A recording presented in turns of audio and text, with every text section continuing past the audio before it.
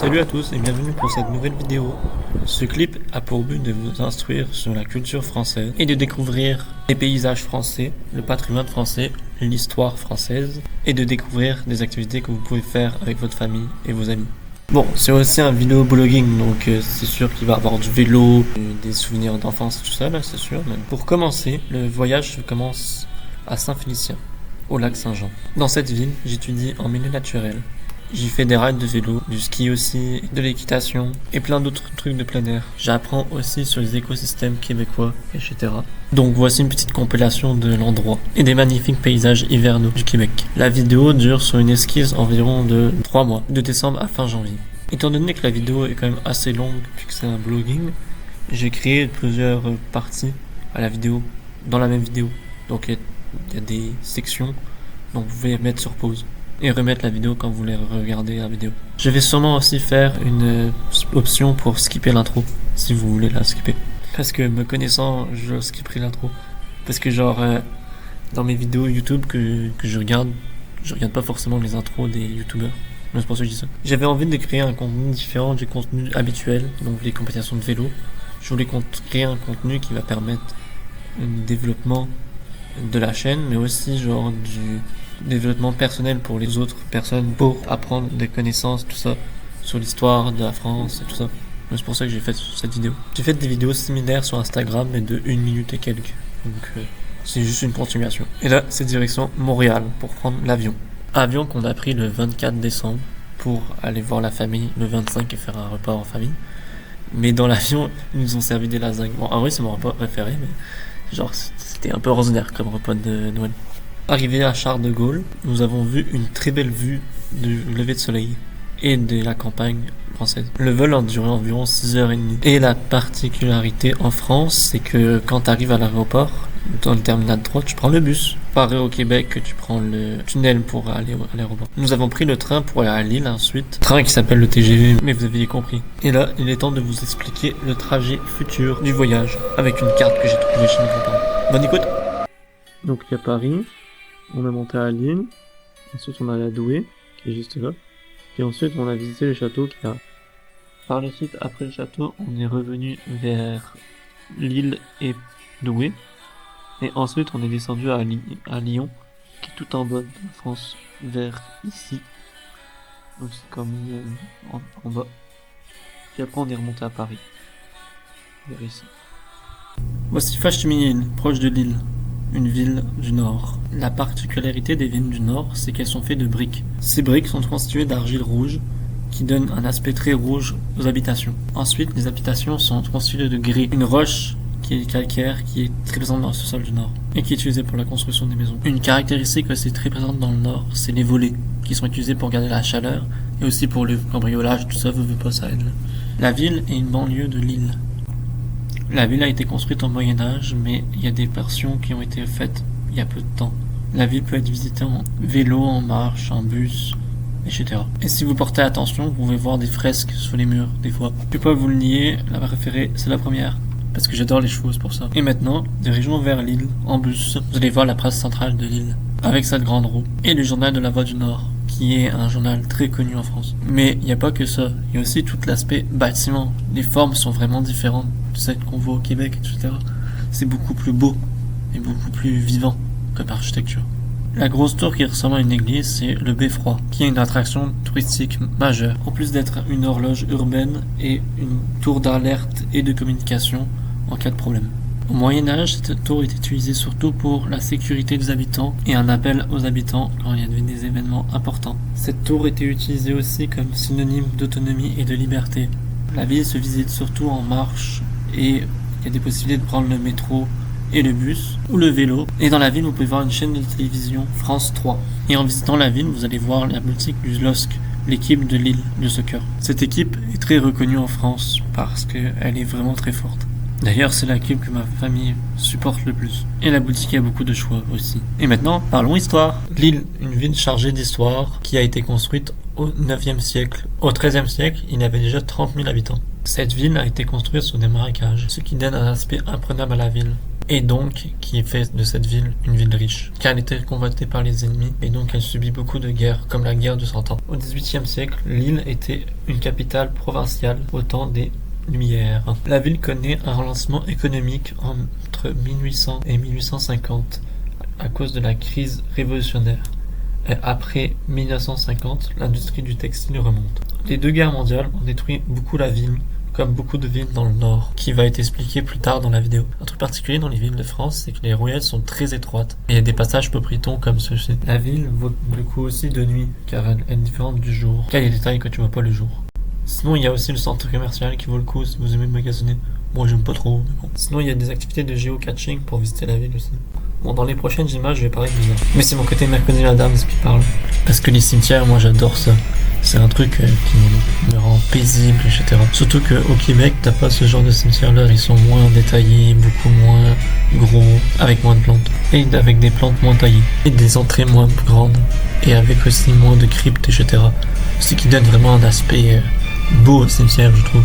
Puis en plus, c'est isolé. J'aime bien vraiment avoir un moment seul avec moi-même. Donc du coup, genre, c'est des endroits où tu peux être seul avec toi-même. En tout cas, c'est pour ça que j'en ai mis dans la vidéo. En plus, les 3 premiers cimetières, c'est des cimetières avant la guerre. Donc ça vaut vraiment le coup de les visiter. J'espère que j'ai pas trop traumatisé avec ça. Sinon, j'ai trouvé une belle maison avec des nains de jardin. Regardez. Et voici un aperçu de la campagne louilloise. Bon, j'avais trouvé un centre équestre, mais j'ai pas vraiment voulu filmer. Je peux vous profiter du moment. Et j'ai découvert qu'il y avait un asile de fous proche de chez ma grand-mère. C'est cette maison, qui est toujours utilisée aujourd'hui. N'empêche que l'architecture est magnifique. Un truc qui vaut vraiment le coup d'être visité à Fâche-Timilin, c'est un restaurant qui s'appelle le Crocodile. Un très bon restaurant. Qui a une particularité car tu manges dans des wagons. Comme Les Sorciers de Waverly Place, une série d'enfance une sandwicherie dans un métro. Voici à quoi ressemble l'intérieur du Crocodile. Sinon, il y a un truc que je ne me lasserai jamais, c'est de regarder les maisons, c'est tellement beau. On parle de l'architecture québécoise. Il y a un truc qu'il faut vraiment faire si vous allez aller, c'est longer le canal. Car vous allez découvrir le pont de Napoléon. Le seul pont piéton couvert de France. En plus, la promenade sur le canal est vraiment belle, donc ça vous permet de profiter un peu de la nature. Même si bon, c'est pas très naturel, hein, c'est un canal, mais malgré qu'on peut voir quand même de la faune, regardez. Un héron et un cormoran. En plus de voir des oiseaux comme des pies bavardes et des canards aussi. Après on est en hiver, donc c'est normal qu'il y ait moins d'animaux. On se revoit dans la partie 2.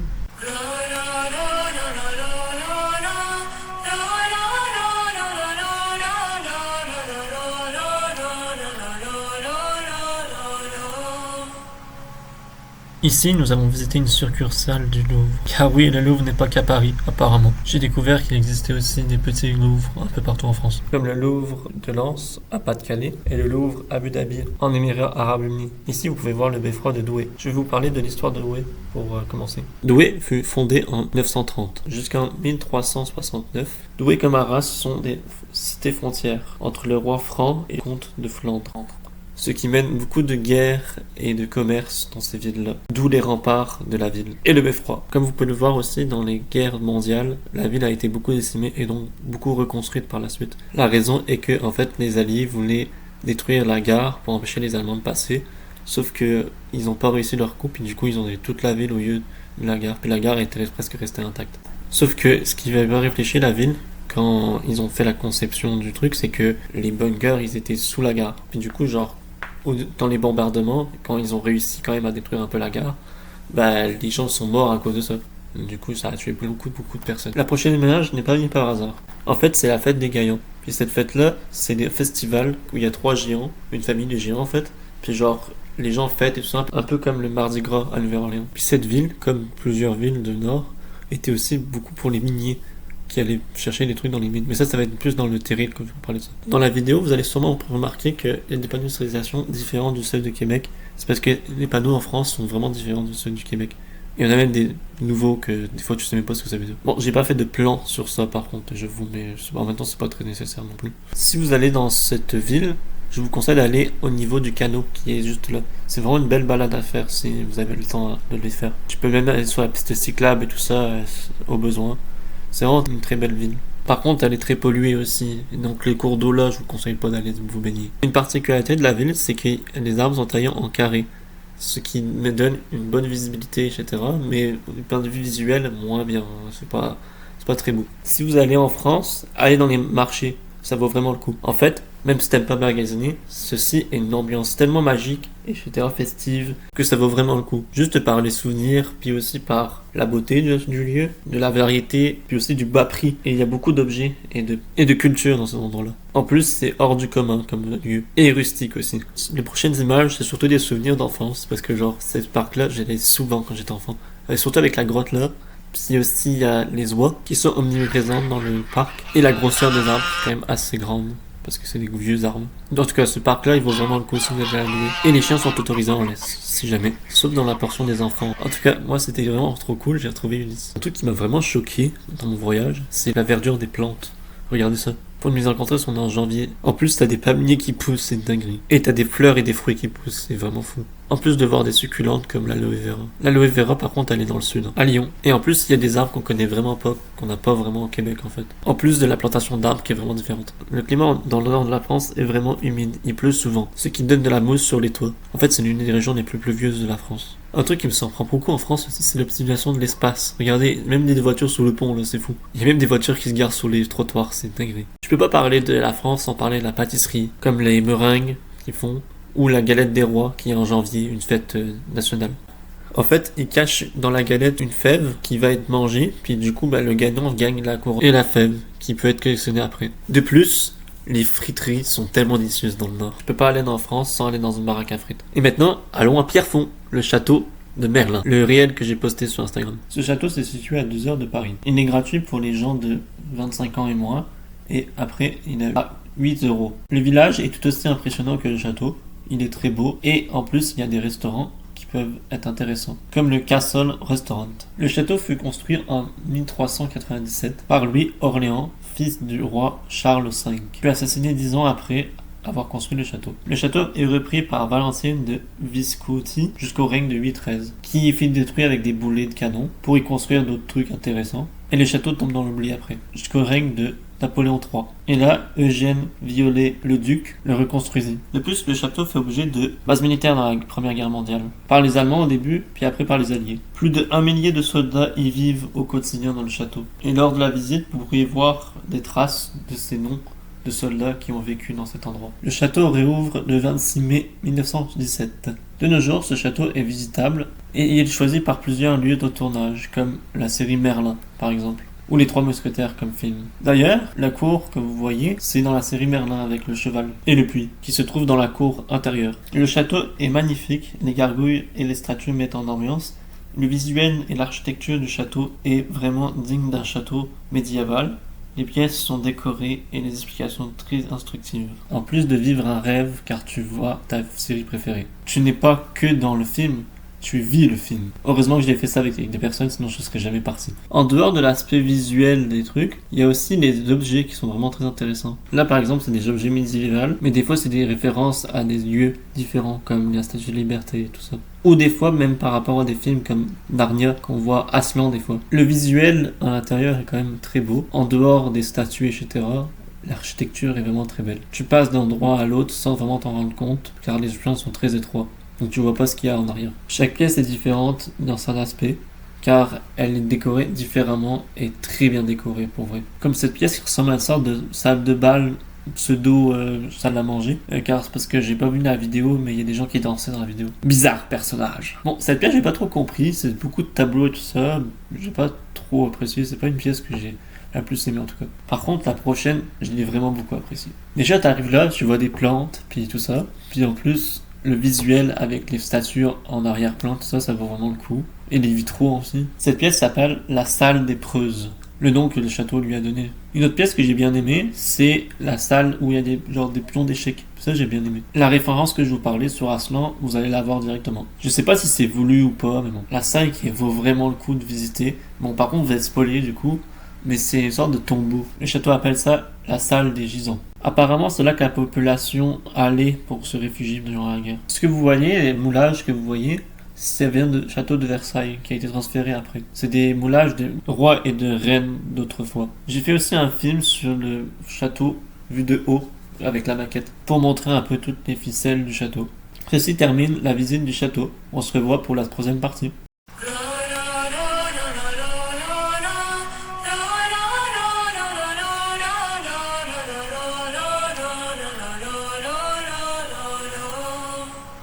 Direction Arras pour aller voir ces tunnels. La carrière Wellington. Durant la Première Guerre mondiale, ces tunnels sont utilisés pour faire sauter les lignes ennemies. Donc une guerre souterraine se fait et ça fait beaucoup de morts dans la mine. Le but, sauter les lignes d'ennemis avant qu'elles ne sautent et donc créer une brèche dans les fortifications de l'ennemi. Dans la Deuxième Guerre mondiale, par contre, c'est un refuge pour les habitants. Et maintenant, direction les terrils. Les terrils sont des montagnes de sol qui ont été extraites de la terre pour l'exploitation des mines de charbon dans le nord de la France. En fait, cette exploitation a eu lieu dans l'ère industrielle. Et en fait, c'était pour faire fonctionner plusieurs trucs comme les locomotives, le bois de chauffage, etc. Une fois le charbon extrait, il fallait trouver un moyen de stocker cette terre. Donc ils l'ont mis sur des terrils, avec des wagons, etc., comme les rails que vous voyez. La terre qui est exposée sur le terril, c'est du terreau de schiste. C'est une roche fibreuse et très noire, vous pouvez voir, avec des résidus de charbon. Deux manières pour extraire le charbon, soit mécaniquement, soit chimiquement, pour extraire les grains. Sauf que chimiquement, il y a plein de poussent plus. Donc celui-là a été construit mécaniquement. Par contre, un truc qu'il faut savoir, c'est que lors de l'exploitation des mines, les enfants y travaillaient, à partir de 10 ans à peu près. Donc ça veut dire que les miniers, ils avaient aussi des enfants, mais il y avait aussi des grandes personnes. Et c'est tout souvent des familles très pauvres. C'était un travail très dangereux. Donc beaucoup de morts aussi. Une activité vraiment cool à faire par contre pour aller se promener. Parce que tu peux aller avec ton chien, tu peux faire du vélo là-bas, il y a beaucoup de sentiers de VTT, de la marche et aussi de la course. En plus tu peux faire des véhicules motorisés aussi, comme du quad. Puis en plus, tu te fais toutes ces activités-là dans un spot vraiment très beau. Un truc que j'avais pas marqué par contre au début, c'est qu'on avait vu une maison abandonnée, détruite. Ça fait rustique. Et sur la route, nous avons croisé le cheval de Troie aussi. Tu sais, la guerre de Troie avec Ulysse. Un autre truc intéressant, si vous allez à Douai, c'est d'explorer la ville et ses alentours. Car il y a beaucoup de bâtiments vieux. Par contre, ça m'a pas vraiment dépaysé parce qu'il y a neigé, donc du coup, c'est comme si je faisais une balade à Montréal. Bon, les paysages sont différents, hein. C'est juste genre avec l'aspect neige. Et en plus, j'ai une anecdote assez rigolote. Quand je suis sorti chez mes grands-parents, je suis allé dans la ville. Puis en fait, j'avais pas de pneu à clous, donc du coup, c'était un peu compliqué, ça glissait. Puis en fait, je suis arrivé dans une intersection, puis j'ai tourné, puis j'ai commencé à foncer, à abuser. Sauf que, vu que j'avais pas de grip, j'ai glissé sur les côtés. Moi, sur le vélo, comme une luge, tu vois. Puis genre, comme quand je suis arrivé, il y avait plusieurs personnes qui regardaient. Heureusement, je me suis pas fait mal là-dessus. Puis en plus, c'était assez rigolo à regarder comme scène. Puis j'ai redécouvert qu'au final, quand j'ai remonté sur mon vélo, la chaîne était débarquée, mais c'était facile à remettre. Puis ce paysage que vous voyez, c'est le parc que je jouais quand j'étais enfant avec mes cousins. Là-bas, il y avait des animaux, il y avait aussi des locations de canots, etc. Et de l'acrobranche. Puis il y avait aussi des feux d'artifice le soir, en été par contre. Un très beau spot pour aller marcher si vous avez le temps. Parce qu'il y a beaucoup d'eau, tout ça c'est quand même assez joli comme parc. Et en plus, durant la même journée, on a fait une activité en famille. On est allé au lac des Cygnes. Et de là, on a croisé une 2 chevaux sur un rond-point. Ce parc, il vaut vraiment le coup en passant. Il y a beaucoup d'animaux aussi. Beaucoup de cygnes, de canards, etc. Bon, c'était aussi un paysage assez québécois. Quand tu regardes un peu le truc, on dirait que t'es à Montréal. Mais par contre, on a vu vraiment des animaux qu'on n'a pas à Montréal. Donc je me suis beaucoup amusé à faire beaucoup de vidéos là-dessus. Mais c'est surtout en fait le côté verdure qui ressort beaucoup. Parce qu'à Montréal, on n'a pas de verdure l'hiver, puis ici, il y a beaucoup de verdure. Un truc intéressant, c'est que par contre, les aspects des étangs, il y en a qui sont hauts, il y en a qui sont bas, puis ça permet de réguler le niveau de l'eau dans les différents bassins. De ce que je me souviens de ce que mon grand-père avait dit. Ce que j'aime beaucoup comme arbre aussi, c'est les sols fleureurs. C'est tellement beau comme arbre. Et les platanes aussi. Et voilà, nous avons fini la sortie en famille. Un truc que j'adore vraiment filmer, c'est les maisons seulement. Elles sont tellement belles. En plus, j'avais trouvé un spot pour pouvoir filmer de haut. Un truc qu'on a vraiment pas au Québec aussi, c'est les châteaux d'eau. En plus, il y a aussi tout l'aspect véhicule qui est vraiment différent. Ils sont beaucoup plus petits, beaucoup plus conviviaux pour l'environnement. Ils consomment beaucoup moins aussi. Et en plus des véhicules comme vraiment très petits pour ceux qui sont pas à conduire ou qui n'ont pas le permis. Genre des voitures sans permis qui va être là. On se revoit pour la partie 4.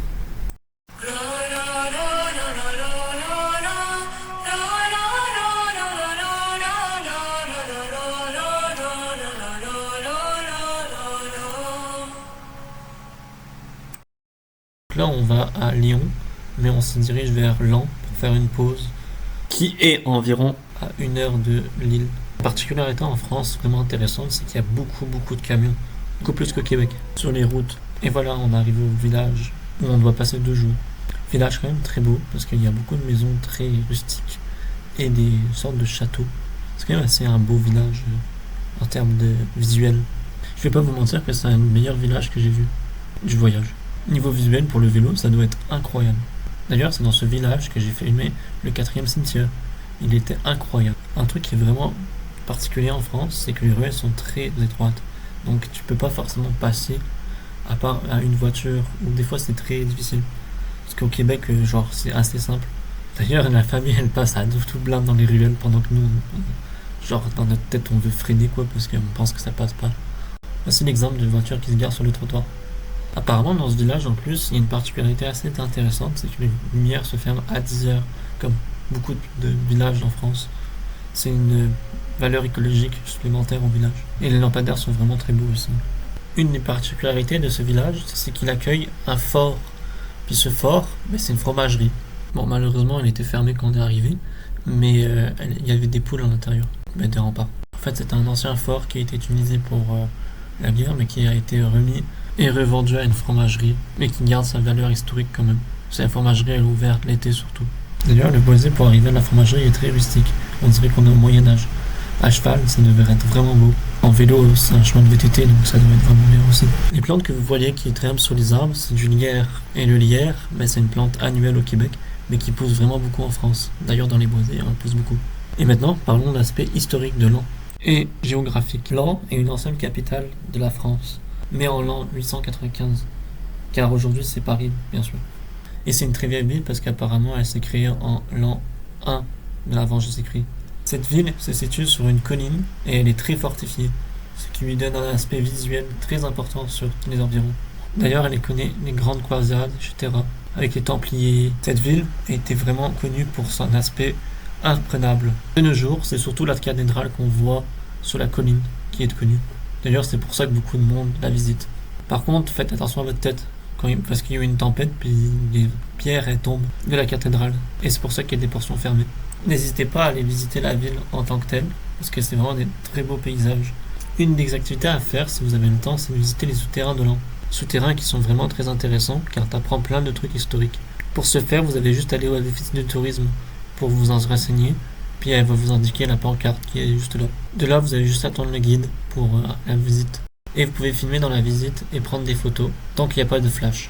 Une des trucs vraiment très intéressants dans la visite, c'est que tu découvres plein de lieux, de tunnels, etc. Ah, puis c'est ici que j'ai découvert comment couper le son de la caméra, parce qu'avant je savais pas comment. Puis mon père m'a montré, parce qu'ils avaient marre de quand j'allumais la caméra ou que quand je commençais à filmer. J'ai bien aimé aussi l'histoire des 3 mousquetaires, là, le tableau. Ah, puis un truc que j'ai bien aimé aussi dans la visite, c'est aussi, voici un temple des Templiers. Ça faisait très Assassin's Creed. En plus, il y avait la musique des Templiers en arrière-plan. Un truc que j'ai beaucoup aimé aussi, c'est la route one-way qui va dans la tour pour les voitures, puis qui retourne vers la vallée. Ça faisait très exotique comme image. Surtout avec la lumière rouge. Et voilà, Laon de fini. Maintenant, on passe à Lyon. On a pris 5h30 de route pour aller à Lyon, et il y avait plein d'éoliennes sur le chemin, et beaucoup de beaux paysages. Et en plus, on a croisé 3 camions militaires, dont un à la station-service. Et l'essence est beaucoup plus chère en France en passant. En plus, tu dois payer l'autoroute, avec des payages, ce qui fait beaucoup plus d'argent. Donc, mettons, pour aller de Laon à Lyon, c'est 52 €, juste pour les péages. Donc, si vous voyagez en solo, c'est mieux le train. C'est ma petite capsule financière. Même si, bon, les finances, c'est pas trop mon truc. Par contre, vous allez voir des vraiment beaux paysages quand vous allez sur la route. Donc, ça vaut quand même le coup. On se revoit dans la partie 5, la ville de Lyon et sa campagne. Arrivé dans la campagne lyonnaise, vous serez allé marcher dans un magnifique endroit, avec beaucoup d'animaux. C'était vraiment très cool. Avec un chien inconnu qui nous dit bonjour. La personne qui nous a montré le lieu est fan de VTT, donc il la connaît vraiment les chemins. Actually, c'est vraiment une belle place pour habiter. J'ai même retrouvé un copain, le bambou. C'est trop cool. Parce qu'au Québec, on n'a pas de bambou, c'est pour ça que je dis ça. Mais j'adore cette plante. On arrive dans le coin de la vidéo où c'est le plus drôle, avec l'âne, c'est trop stylé. C'est vraiment la partie où j'ai adoré monter en montage vidéo. D'ailleurs, aucune partie de la vidéo n'a été coupée. Le contenu que vous voyez, c'est le contenu original de la vidéo. Quand j'ai filmé, parce que j'ai pas filmé en tout temps, là. Une autre intercation que j'ai bien aimé, c'est les chevaux que vous allez voir dans la plaine. Bon, ceux-là, j'ai pas réussi à les attirer. Mais bon, c'est pas grave. Je les ai filmés, les chevaux, parce que cette fois-ci, ils sont en liberté dans un grand enclos et non clôturés dans un petit espace. Parce qu'un cheval a besoin d'un enclos d'environ 1 hectare à lui tout seul pour fonctionner bien.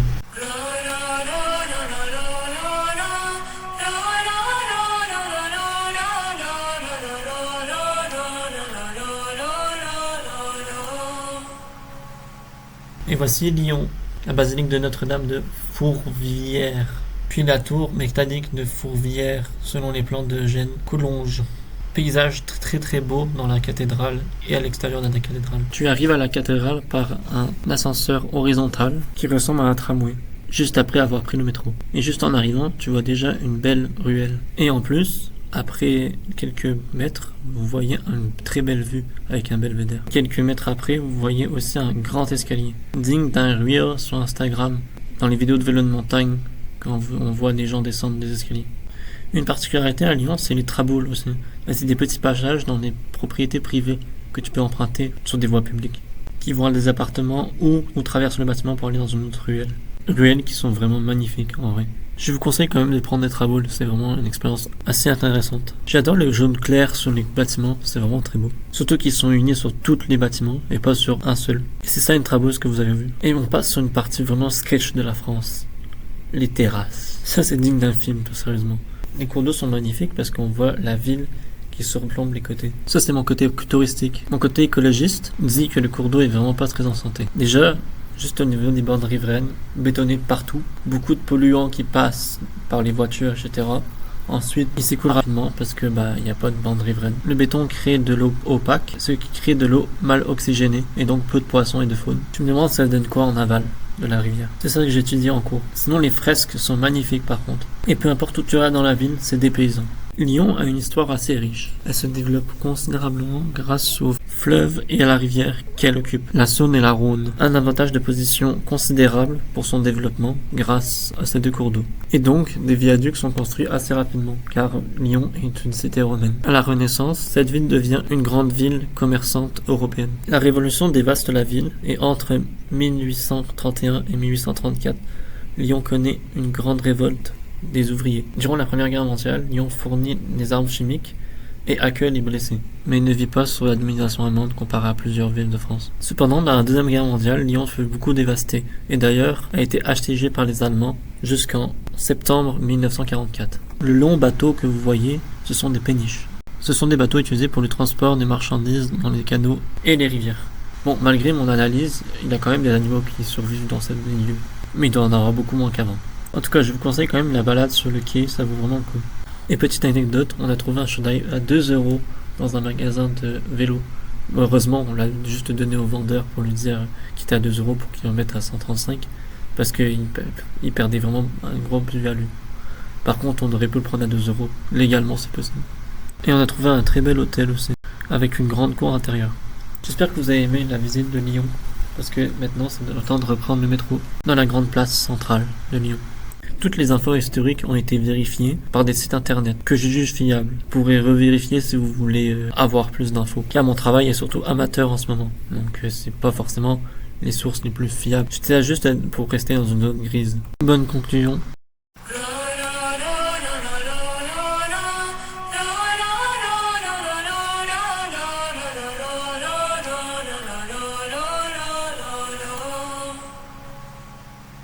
Et voilà, le voyage est fini. Je veux rentrer à la maison. Au moins, j'ai réussi à aller à la pâtisserie Paul. C'était trop cool. J'espère que vous avez aimé la vidéo sur la terre de nos ancêtres. Moi, ce voyage a été une expérience hyper enrichissante. Car j'ai appliqué ce que j'avais appris avec la psychologue.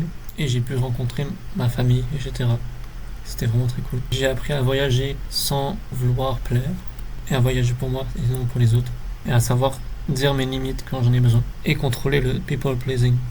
Et savoir dire non aussi. Donc désormais je sais que je suis capable de voyager seul. Et en plus, en faisant la vidéo, j'ai appris sur ma culture, etc. En posant des questions à mes grands-parents, j'ai appris que mes ancêtres venaient vraiment du Nord-Pas-de-Calais. Et aussi l'histoire du Nord en tant que tel. Je vous cache pas que j'avais hâte de retrouver mon vélo pour refaire des rides avec mes amis.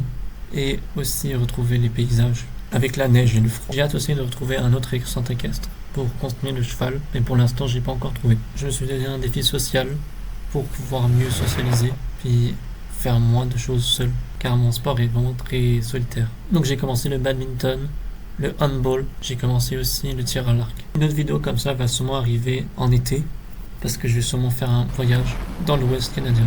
Et à la Nouvelle-Orléans avec un ami en décembre. Peut-être qu'un jour je trouverai une fille pour voyager. En tout cas, sérieusement, j'aurais jamais cru dire ça un jour, mais avoir un psy c'est tellement cool, parce que tu peux lui dire plein de trucs et tout ça. Je voulais dire ça parce que genre dans les podcasts que j'écoute, souvent la fille elle dit ça, puis que je voulais mettre à l'oral. Peut-être que je vais faire comme Happy Coaching avec Chantal Labeste, petite dédicace. J'écoute tous tes podcasts. Ou comme Simple Caffeine avec Léa, une fille qui ressemble tellement que, comme j'ai dit à vous petit. Donc peut-être que je vais me créer une chaîne podcast à voir, comme un bon abonné voulait que je fasse.